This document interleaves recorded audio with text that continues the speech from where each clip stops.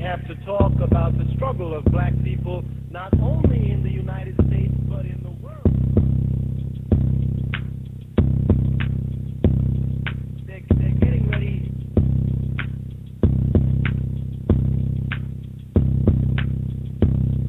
They're getting ready. They're getting ready.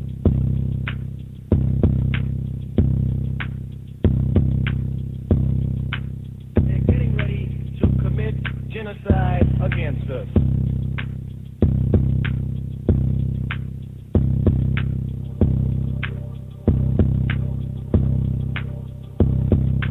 We have many older people in our community, but few elders. The difference being, of course, wisdom and knowledge about life and the world we live in. This program is designed for intergenerational sharing of wisdom and knowledge.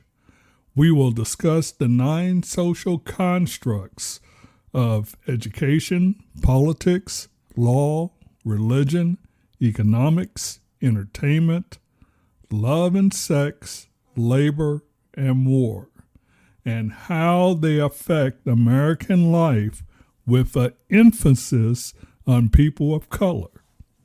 Ideally, we hope to attract an audience of parents with children born after 2006, as well as their children, because this will be the generation of the fourth turning. We must prepare this generation for radical change.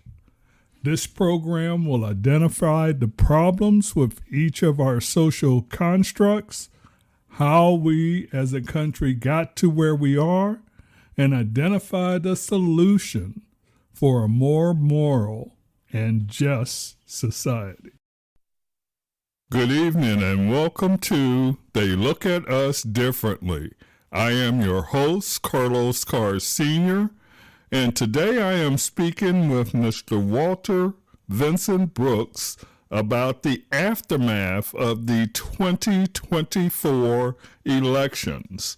Mr. Brooks is a journalist, radio host, and author of the book Trust No Shadows After Dark, African American Genocide in the United States of America. We just finished the 2024 elections here in the United States, and of course, Mr. Trump won the election, but there are some things that I think the American public may have missed in the way this election was ran.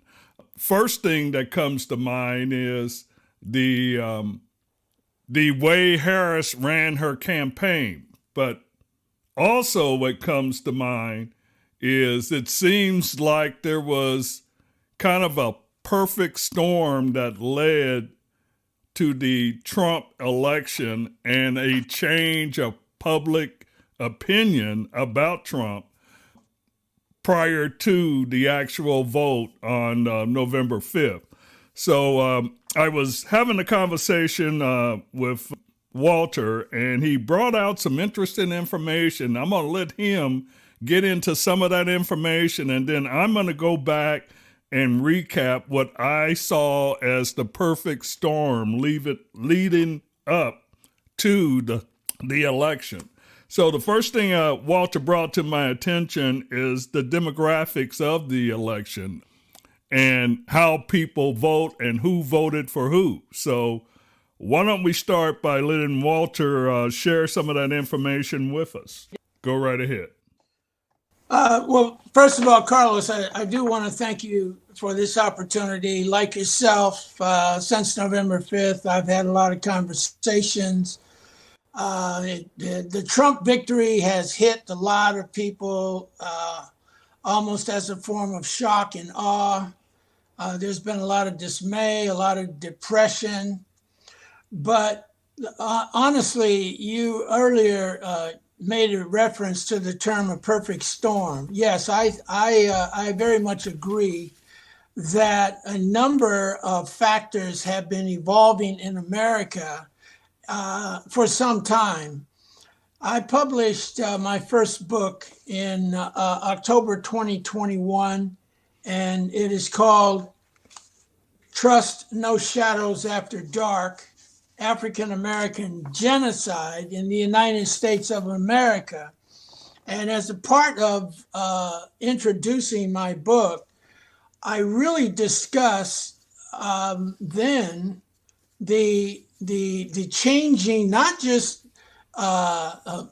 white supremacy philosophy and reprogramming and refocusing in America, but I clearly point out that this is a worldwide phenomenon, that actually America now has formally joined by not only electing Donald Trump for a second time, despite a laundry list of negativities, criminal acts, and everything else, but electing him on November 5th, in which he now not only is the incoming president of the United States, but he will have the Republican majority control of the Senate, and this will be a Donald Trump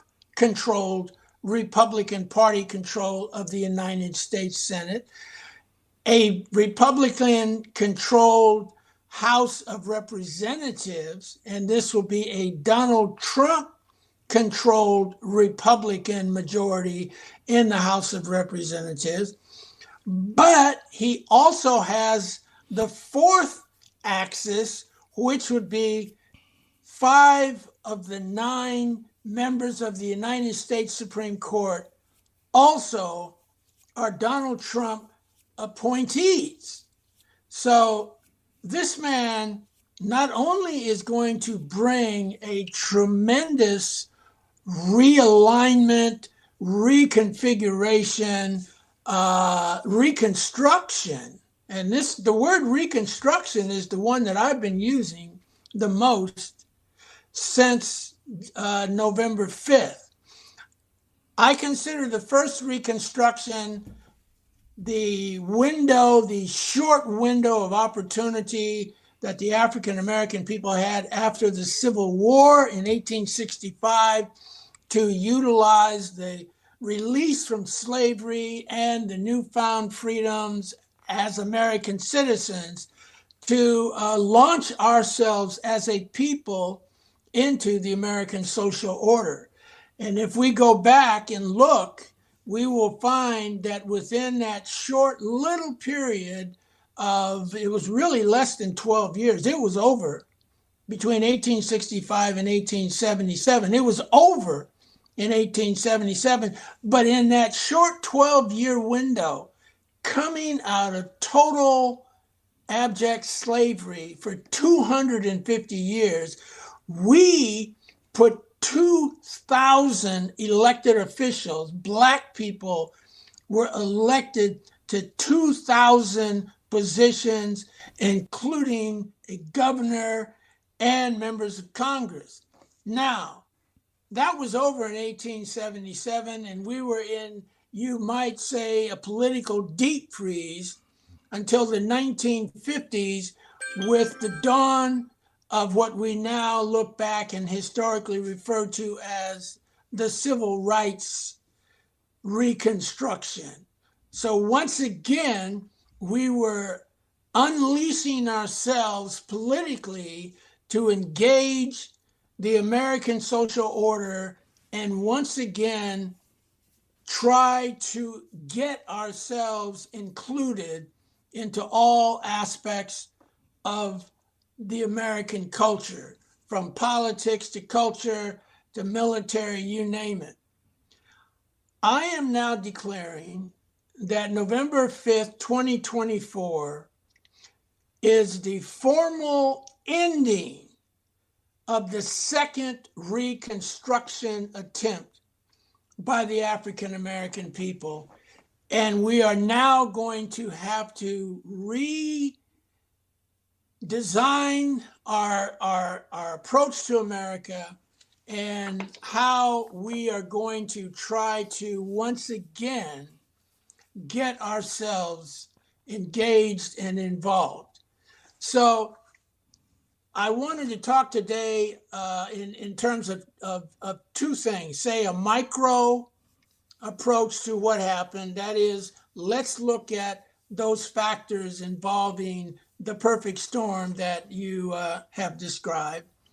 And then I would like to close out taking a macro look at how all of this is very much in line with a global realignment and reassessment of what the white race has to do, not just in the United States, but on this planet, to figure out how a race of people who are barely 5% of the human race have dominated the world for the last 500 years and now have to figure out how they're going to be able to continue that domination, if not for the next 500, certainly until they can figure out a way to get off this planet.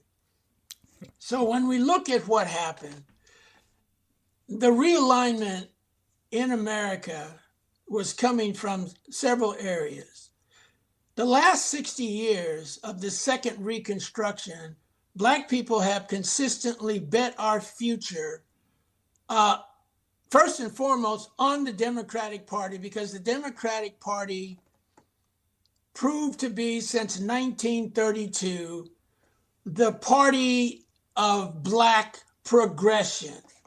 We were Republicans from 1865 because Lincoln freed us.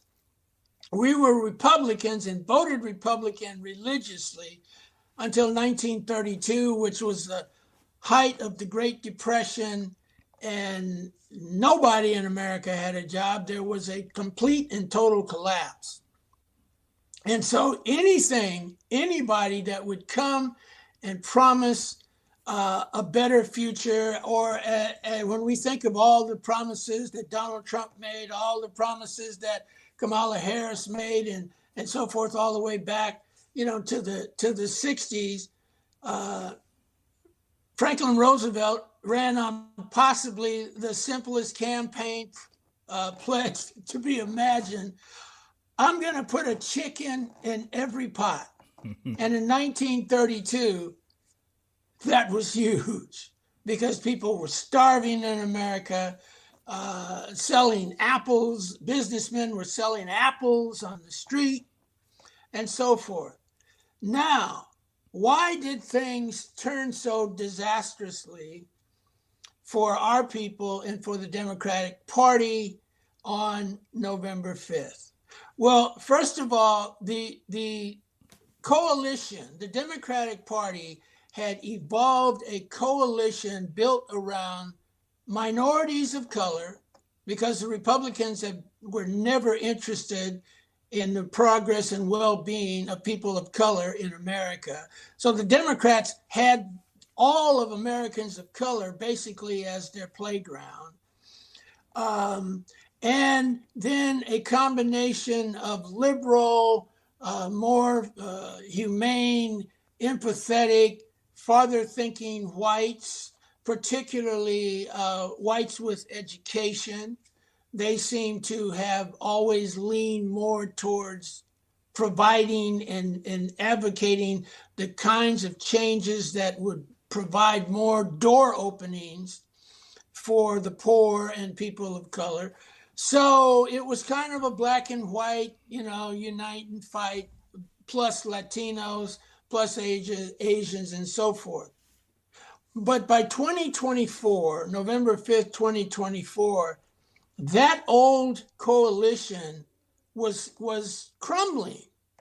And it's pretty amazing that and tone deaf, if I can use that term, that the Democratic Party didn't see that it was hemorrhaging millions of traditional Democratic supporters, because it had gotten too far ahead of where a lot of mainstream Americans of all ethnicities, all colors, all religions, the Democratic Party has simply gotten too far ahead of the things that the daily issues that mattered to people. So when we look, the biggest issue that Donald Trump was sold on was the economy. The Democrats really didn't take the economy seriously enough, and certainly in terms of Kamala Harris's candidacy and campaign strategy. They didn't discuss the daily needs, the daily money needs of all kinds of Americans. Second of all, there has been a steady erosion of we're all people of color, we're all minorities of color, and we've all kind of suffered American racism. American racism has been, to a certain extent, a glue that connected blacks with Latinos, blacks with Native Americans, blacks with Asians, because pretty much everybody of color in America has had to endure some time in the American white supremacy barrel. You're going to take your lumps. You're going to take your licks. But over time, these things not only didn't hold up in terms of relating to African American people, but the Democratic Party, believe it or not, for all of its interest in Americans of color as the shock troops and the ground troops for its national politics and then local state politics as well, the Democrats never really understood all Latinos aren't alike. All African Americans aren't alike. All Asians aren't alike. Native Americans fairly much, yeah, they are in the sense that they have the smallest population of people of color in America, and what has happened to them has been so consistently across the board, they've been able to kind of stay cohesively on the same page for the most part. So the Asian population has progressively been moving away from having any interest in supporting the kinds of things that Black people needed: social programs, subsidies, all of the kinds of things, because we started from scratch. And they have taken that. There's an immigrant philosophy that has overridden racial stress factors. They see themselves as immigrants in the same way as 100 years ago, Italians coming from Italy saw themselves as immigrants. Polish coming from Poland saw themselves as immigrants. Irish saw themselves as immigrants. So they weren't supporting a lot of what the Democratic Party was pushing, number one. Number two, the concern for family values, the concern for religious values. The Democratic Party has completely overlooked the fact that Latinos are Catholic, and the bulk of Latinos who aren't Catholic are basically following evangelical Christian preachers and religious manifestation. So the Democratic parties, we're all one big melting pot. Come into the Democratic Party and find your political footing. Terribly overestimated how much people, Black people, Asians, Latinos, and so forth, care about gender politics. The It's one thing to push gay rights. That's been coming since the 70s.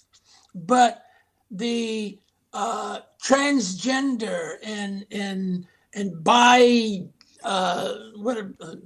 bisexual, bilateral. There are so many new designations and interpretations of human sexuality coming out of the woodwork now. It makes my head spin. Yes. And Kamala Harris, when she was running, I don't think they understood. Nobody wanted to hear that. Right. Now, when I say that, I am not saying it as, screw the transgenders, screw all these binomial, all of these different categories of gender sexuality. I'm not saying to hell with you people, but as a political strategy, and you're trying to stop Donald Trump, a juggernaut of Republican fear and animosity and organization. Don't forget, Trump has been working this out since 2020. He's been working out how to get back into the White House. Kamala Harris only had 109 days to figure it out. So, obviously you have a lopsided thing. And then when we got all excited, they leaned too far into beating up on Donald Trump's personality. You can't possibly want to elect this guy. You can't possibly. Yeah, well, guess what? He swept. Yeah. So obviously there were millions and millions and millions, not only of MAGA nation folks, Trump followers, but there were millions of Democratic voters who also were challenged by, I don't necessarily like him, but I'm going to hold my nose because he's representing certain values that the Democrats have either stopped fighting for and advocating or not enough. So Carlos, I've basically been outlining, where American minorities of color, they all kind of fell back. The only ones that really didn't fall back are the Native Americans. There's only about 6 million Native Americans in the United States now, and the bulk of them are on reservations. And whereas they can make a difference in, say, Arizona, where there are hundreds of thousands, it's not so much so. I'm not looking at the Native Americans as having fell back off the Democratic Party at all. It's very difficult. They're very challenged voting wise. Particularly those living on reservations, find that they can't vote, or because it's so hard for them to vote, they just don't. Mm-hmm. But let me just take a look at African Americans. First of all, on the good side, there were over 700 African American women on ballots on November 5th, and the bulk of them won. So we're getting our people involved in the system, but there's a possibility it may be a little too late now that the wheel has turned on us. One of the things another thing that the Democrats underestimated was the growing merging of everybody that doesn't have a college degree as being unhappy with the prevailing power. That is, the Democrats have been in power. Trump was successful with blacks, Latinos, Asians, and of course, whites, in particular, white men under 30 who don't have a college degree. America has evolved to where the college degree is the new high school diploma. If you don't have a college degree, you are very much out of the bulk of the American economy that's got the best, highest paying jobs. Doesn't mean you can't get a job. Doesn't mean you can't pick up a trade. Everybody's ever had to hire a plumber or electrician thinks this guy doesn't need a college degree. He's charging me $75 an hour, you know. But the bottom line is that college degree also added to not only Obama, but successive Democrat top people, kind of culminating with Kamala Harris, as being a form of elitism. The college degree has evolved into a form of elitism. And so the Democratic Party lost the ability, really, to say, we are the party of the working man. And they'd had that. Mm-hmm. They'd had that designation pretty much since 1932. So that's a huge, huge change, sea change for the Democrats now to no longer be perceived of as the party of the working man and also the party of people of color, because of the divisions within the various ethnic groups as to what we want to support and what we don't. So just jumping a little further, let's look at 2 or 3 things that Trump said he's going to do that are going to be extraordinarily painful. And he's got a list of hundreds of things he's going to do. Can he abolish the Department of Education? Technically, no, because it was created by an act of Congress, but he controls both acts of Congress. So if pushed to it, he ought to be able to get that through. What's so important about that? Well, Trump billed it as the Department of Education has evolved into a propaganda machine. That is, it was the schools that really fried people's ass when they started trying to teach and promote and explain everything from homosexuality to transgenderism, binomial, you know. Mm-hmm. Like I said, you know, and a lot of people across the board really took issue with that. I don't want outsiders trying to talk to my kids. Sex education itself has always been a hard sell in the American school system, and in the suburbs and in the rural areas, it still doesn't get any play. It got play in the major urban centers, particularly in Black communities, because we have been fighting HIV and AIDS and all these kinds of things. But by and large, American people... We're going to have to wrap this up right here for this week, and we'll be back in a couple of weeks with an update. Just a real quick recap of what we were talking about. Walter pointed out that with the 2024 election of Trump, it would end the second Reconstruction period of African American people. He also talked about how Trump and MAGNA has complete control of the legislative branch, judicial branch, and the executive branches of government.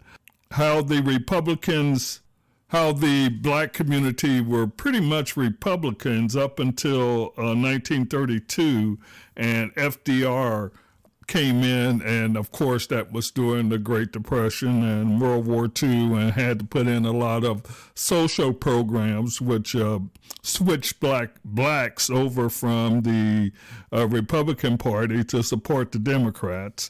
That was all the way up until this election, where you saw some blacks go back to the Republican Party, as well as Hispanics and Asians going back to, or Latinos and Asians going for the Republican parties based on family values and their religious values. Also, gender politics played a big role in this, as well as the college degree being the new elitism in America. All these things affected the Republicans' message to the masses, where the Democrats did not push those particular messages to the American public. Last thing Walter talked about was his Trump ability or willingness to kill the Department of Education, and we will pick up on that next week. You can hear the program at KUAW.org. You can also hear it on KAJH 100.5 low power FM. You can also pick it up on my Facebook page, which is Carlos Carr at Facebook. You can also pick it up with on Facebook at DKCOG live program on Facebook page, as well as Get Ready on my Facebook page. And with that, we'll see you in a couple of weeks. Thank you very much, and you all have a great evening. We have to talk about the struggle of black people, not only in the United States, but in the world. They're getting ready.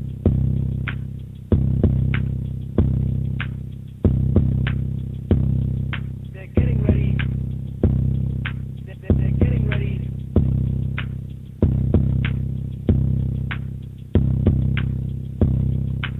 They're getting ready to commit genocide against us.